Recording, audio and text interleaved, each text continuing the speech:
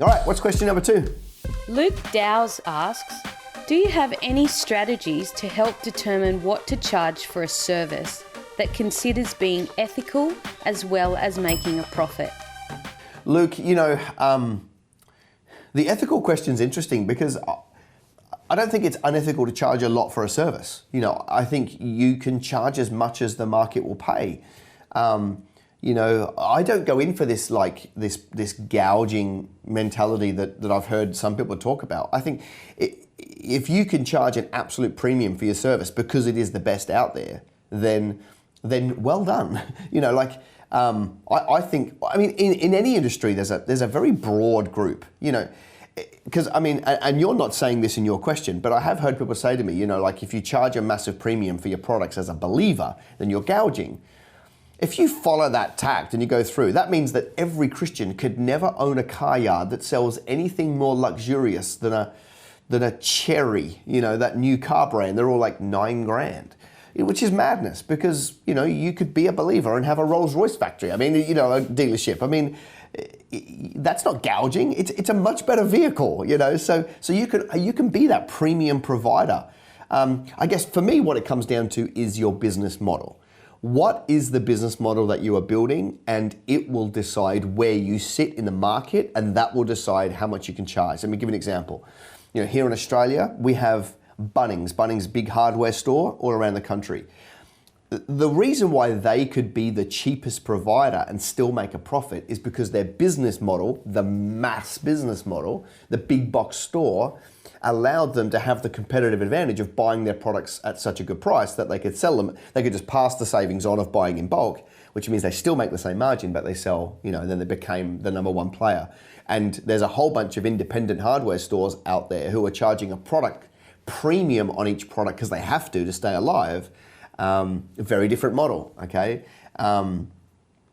So I think here's what I have always done. I have always started low in my pricing and I've crept it up over time until I find that I'm hitting a ceiling.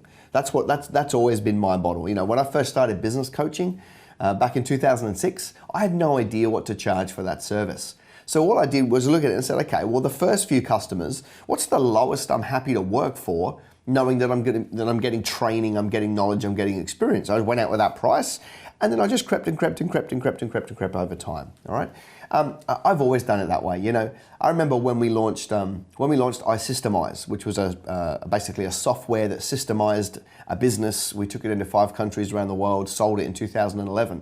But I remember we had no idea how to price that because there was nothing. There was nothing in the industry that did this. It was a brand new product, which meant we had to educate the market and so forth. So this one particular day, all I did was I cleared my entire schedule for a day. I sat down 8 or 9, I can't remember party. I just had 8 or 9 back-to-back meetings with people that would be a good fit for this product. I sat them down and I pitched the product to them. And I said at the end of my pitch, I said, it's not ready now. It's going to be $5,000 when it is ready. If you were to buy it today, not knowing when it's going to be ready, a few months down the line, you can have it for $2,500. And then people said, yes. I think I got like 6 of the 8 people said yes, and they paid me $2,500 on the day.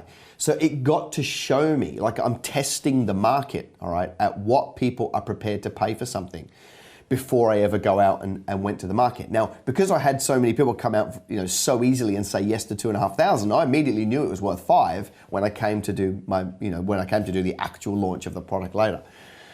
So I'm always testing. And that's the beauty of 2017 is that you can run an ad on Facebook to an audience and give them one offer and see if they'll take it, and they either do or they don't, and then you learn, and then go to a different audience and do a different offer and test and measure a higher price, a lower price, and see if 10 times more take it at a lower price, and then learn from that. You can just test different price points to different independent audiences, learn from that, and then roll that out to the masses from there, all right? So, but I would say to you, don't worry about the ethical part, just pick a price and go. So when we run our business coaching training around the country, I've built a model that gives me a huge competitive advantage. Because I know, most business coaching, if they're personal business coaching, like one-on-one, in Australia, that's currently $2 to $3 grand a month for like one-on-one business coaching. And that's what I did for a decade. Group coaching, when they put people in groups in Australia, they're usually between $800 a month to $1,200 a month, somewhere in there, to fly in, do 2 days worth of training, get taught what to do, and go home and do it. But we were just able to develop a model that gave me such volume with enough hands-on that we could offer it for $400 a month type thing around there. And obviously that's massively attractive. So I just look at your model and go, okay, how am I going for a much higher premium product and not getting volume? Or can I be the volume player where I get so many more transactions at a lower price and build a business that way? And both is fine. People say that the cheapest go out of business first. Well, that's great, but Bunnings have done incredibly well, right? So it's about building a sustainable model and so forth. It's not ethical to charge a fortune. It's not ethical to make a massive profit. It's not unethical to make a massive profit. Let me just correct that.